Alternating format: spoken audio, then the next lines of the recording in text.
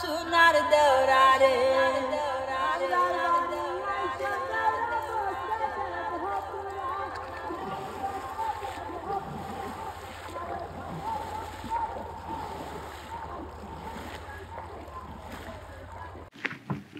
আসসালামু আলাইকুম। ডে 2 তে আপনাদের স্বাগতম। গতকালকে তো আমরা আসছি, টুকটাক ঘোরাঘুরি হয়েছে, আর আমাদের টুকটাক ঘোরাঘুরির video already stories by Hasan সেতুতে আপনারা দেখতে পাচ্ছেন। আজকে প্ল্যান হইতেছে, আজকে আমরা রাতারগুল যাব আর চেষ্টা করব হাফিজ ভাইয়ের সাদা পাথর যেতে। তো চলেন, টুকটাক আশেপাশেই সবকিছু 40-50 কিলোমিটারের মধ্যে। তো মোটরসাইকেল থাকলে একটা সুবিধা, টুকটাক এদিক ওদিক যাওয়া যায়। তো দেখা যাক একদিনে 2টা ভিডিও কভার করা যায় কিনা। চলেন। আজকে মানে সে কন্টিনিউয়াস পুটু পুটু করে বলতেছে head right, head left, south road, Noapara road. যাই কুল, অন্তত আমার আজকে এবার গুগল ম্যাপ ভালো সাপোর্ট দিছে। কে বেরোতে না বেরোতেই বৃষ্টি, তো আজকেও ক্যামেরাটা ভিজে যেতে পারে, যার কারণে আজকে নিয়ে আসছি ইনস্টা গোটু। তো ইস্যুটা হইতেছে রাতারকুল শহর থেকে কিন্তু খুব কাছে, টোটাল মোটরসাইকেলে 46 মিনিট দেখাইছে। টোটাল লোকালয়ের মাঝখানে আপনারা দেখতে পাচ্ছেন টোটাল ধান ক্ষেত। আমরা যে রাস্তা দিয়ে আসছি সেটা হচ্ছে আপনার সিলেটের এয়ারপোর্টের যে বাইপাস রোড আছে, এয়ারপোর্টের বাইপাস রোড দিয়ে আইসা কোম্পানিগঞ্জের দিকে যাওয়ার রাস্তায়, কোম্পানিগঞ্জ বলতে সাদা পাথর যাওয়ার যে এরিয়াটা, ওই এরিয়ায় যাওয়া একটা শর্টকাট আছে, ওই শর্টকাট দিয়ে ঢুকতে হয়। তো ঢোকার পরে এখানে আপনার রাতারগুলের অনেকগুলো ঘাট আছে। হ্যাঁ, একটা ঘাটের সাইনবোর্ড দেখলাম আমরা মোটর ঘাট, বাট আমরা মোটর ঘাটের নৌকা ভাড়া নাকি একটু বেশি, আমরা একটু স্টাডি করে জানতে পারছি, যার কারণে আমরা যাব চৌরঙ্গি ঘাট। তো চৌরঙ্গি ঘাটের দিকে যাচ্ছি, কারণ এখানে এক ধরনের একটা সিন্ডিকেট চলে, যে হচ্ছে আপনার নৌকা ভাড়া নেওয়া। তো যার কারণে আমার আরেকটা ফ্রেন্ড আছে খোকা, ও অলরেডি ওখানে চলে গেছে। তো আমরা এখন চৌরঙ্গি ঘাটের দিকে যাচ্ছি।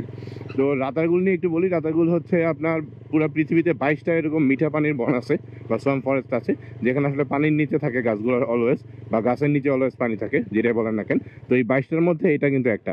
জিনিসগুলো সংরক্ষণ করা উচিত।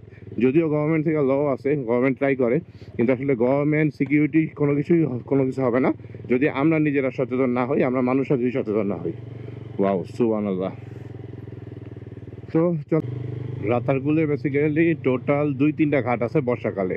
তো আমরা ভুলে একটা ঘাটে চলে গেছিলাম, সবগুলো ঘাট থেকেই যাওয়া যায়। আমি এর আগে যখন আসছি তখন গ্রীষ্মকালে আসছিলাম, তখন ঘাট একটাই ছিল। তো বর্ষাকালে যেহেতু আশেপাশে নদী এবং অনেক মানে খাল বিল আছে, যার কারণে বিভিন্ন পয়েন্ট থেকে আসলে ঘাট তৈরি হয়। তো এইগুলো আবার ওই এরিয়ার মানুষজন বা আশেপাশে ওই অঞ্চলের মানুষজন ওরা করে কি, এগুলো বাণিজ্যিকভাবে প্রমোট করে। তো যার কারণে একটা ভুল সাইনবোর্ড দেখে আমরা দূরে চলে গেছিলাম। ওখান থেকেও আসা যায়, কিন্তু অনেক দূর ঘুরে আসতে হয়, বা নৌকা ভ্রমণটা একটু বড় হয়। বাট সময় যেহেতু আমাদের হাতে কম, যার কারণে আমরা আবার মেইন পয়েন্টে আসছি, চৌরঙ্গি ঘাট। তো ভুল করবেন না, কারণ এক এক ঘাটে কিন্তু এক এক ধরনের নৌকা ভাড়া এক এক রকম হয়। তো যার কারণে আসলে একটু স্টাডি করে নেবেন। ইউটিউব ঘাটলে আপনারা অভাব নেই এই ধরনের ভিডিওর। আমিও দেখি নৌকা ভাড়া কত, অবশ্যই আপনাদেরকে এই ভিডিওতে জানাবো। দুই চোখ যায় সবুজ আর সবুজ কার্পেট, জ্যোৎস্না, মাশাআল্লাহ। সব ফসল রেডি হচ্ছে। আসলে ধানের চারা আর কি, এগুলো যখন সব একসাথে এক গুচ্ছ আকারে থাকে, তখন এই ঘন সবুজটা তাকাইলেই কেমন জানি চোখে আরাম লাগে। সুবহানাল্লাহ। তো এইটাই মেন পয়েন্ট। অনেক মানুষজন দেখা যেতেছে, নাস্তা পানি করতেছে, ডাব কাটতেছে। তো আমাদের প্রথমে খোকারে খুঁজতে হবে, আর এখানে টুরিস্ট পুলিশও আছে, তার মানে এইটাই হচ্ছে মেন পয়েন্ট। ওই যে খোকা, তুই আয় পড়ছস, আমি তো ভাবছিলাম তুই আরো একদিন পরে আবি। আচ্ছা, তোরে যে আমি ফার্স্টে কইলাম ঘাট কোন ঘাটে, তুই ডায়লগটা কি দিলি আমারে? ঘাট তো একটাই, টোটাল 3টা ঘাট, 3টা। আমি ওরা কিন্তু কইছি কোন ঘাটে যাবি, ওই ঘাট তো একটাই। এই যে এরা ভাবি, আসসালামু আলাইকুম, ভালো আছেন? আর ওরা তো চীনের সেলিব্রিটি। তুমি তো খুব পার্ট লইছো, কি পার্ট? মানে খুব একদম ক্যাপ ট্যাপ লাগায়, নতুন গেঞ্জি লাগায়। ওরা হইলি প্রফেশনাল ঘুরন পার্টি, মানে ঘুরবি, এটা প্রফেশনাল। হ্যাঁ, ঘুরবি, আর আমরা অকেশনাল। তো আমাকেও পার্ট থাকবো না, তোর পার্ট থাকবো। এত বড় ডায়লগ দিছে। 865 টাকা কি কি হিসাব ভাইয়া? আচ্ছা, এটা কি পুরো ফিক্সড সব? নৌকা সাইজ কি সব সেম ভাইয়া? আচ্ছা, হ্যাঁ, 865 টাকা। ও, তোমার নৌকা তো ওই পাশে। ওকে, চলো। এই যে রাতারগুল যাচ্ছ জঙ্গলে, যদি কুমির থাকে? থাকতেই পারে, অ্যানাকোন্ডা সাপও থাকতে পারে। তাই না? হ্যাঁ,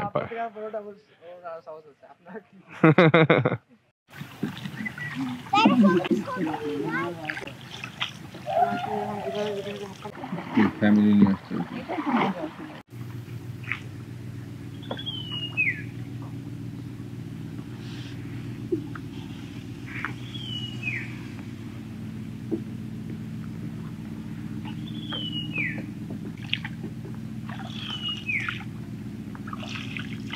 এখন ম্যাডামের ইচ্ছা হচ্ছে গাছে উঠবে সে। হ্যাঁ, আরে আমি যখন যেখানে যাই আমার ওখানেই থেকে যেতে মন চায়, মানে আমার ঢাকা ছাড়া সব জায়গায় থেকে যেতে। ঢাকা ছাড়া সব জায়গায় থাকতে ইচ্ছা করে। তো মোটো ব্লগে খুব ডিটেলস দেখাচ্ছি না, কারণ ডিটেলস ভিডিও আপনারা পাবেন স্টোরিজ বাই হাসান ফিরোজে। মোটো ব্লগে সব মোটরসাইকেল জার্নি ভিডিওগুলো থাকবে। তারপরেও যে ভেন্যুতে যাচ্ছি তাই ছোট ছোট করে ক্লিপ আপনাদের জন্য রেখে দিচ্ছি। ভোলাগঞ্জের সাদা পাথর এরিয়া যাব, এবং সাদা পাথর এরিয়ায় কিন্তু আমরা নৌকা দিয়ে যাব না, অফরোডিং করে যাব। এইখানে দাঁড়াবো? অবশ্যই সাথে থাকবে। আমরা কিন্তু বাইক এখানে রেখে গেছিলাম, ব্যাগও, সুতরাং সেফ। এখানে চিটিং টিটিং এর জিনিসপত্র কম, তারপরও একটু অ্যালার্ট থাকবেন। তো এখন যাব ভোলাগঞ্জ। হাফিজ ভাই অলরেডি ফোন দিছি, চার্জ অনেক কম আছে, যার কারণে একটা চার্জের ব্যবস্থা করতে হইব।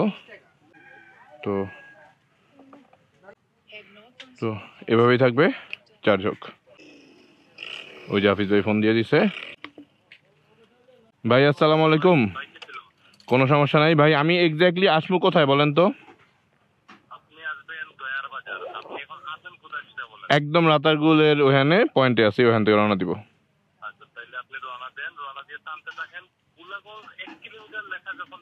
হুম।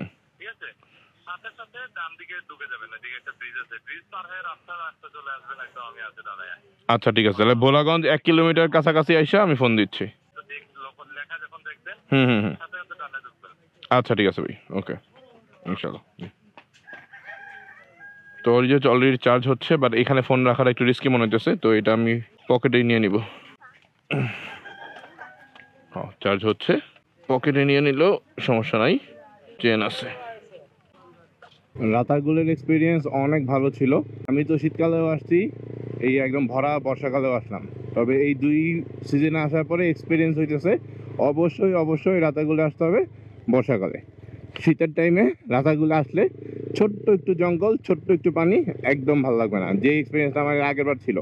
যার কারণে আমি বারবার রাতারগুল নিয়ে ইন্টারেস্ট দেখাচ্ছিলাম না, ম্যাডামের জন্য আসছি। কিন্তু এবার বর্ষাকালে আইসা এক্সপিরিয়েন্স পুরোটাই চেঞ্জ হয়ে গেছে। সুতরাং রাতারগুলে আসলে অবশ্যই বর্ষাকালে আসতে হবে, শীতকালে না। শীতকালে আসলে আপনার একটা ব্যাড এক্সপিরিয়েন্স হবে, আর রাতারগুল ভালো লাগবে না।